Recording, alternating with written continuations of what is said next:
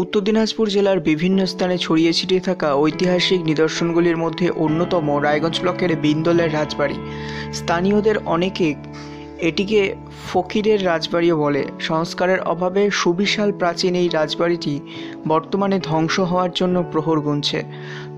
সমগ্র রাজবাড়ি জঙ্গলে ঢাকা পড়েছে। এত বড় প্রাচীন জমিদার বাড়ির কাঠামো যে সংস্কারহীনভাবে এখনও দাঁড়িয়ে আছে তা সত্যি বিরল। জমিদার বাড়ির পাশে উত্তর দক্ষিণ মুখে রয়েছে একটি বিশাল দিঘি, নাম বালিয়া দিঘি। রাজবাড়ি ও বালিয়া দিঘির সঙ্গে অনেক অলৌকিক কথাও জড়িয়ে আছে বলে মনে করে এলাকাবাসীর বক্তব্য। রাজবাড়ির সংস্কার করা হলে এলাকার চালচিত্র পাল্টে যেতে পারে, কারণ রাজবাড়িকে ঘিরে এলাকার পর্যটন কেন্দ্র গড়ে তোলা সম্ভব।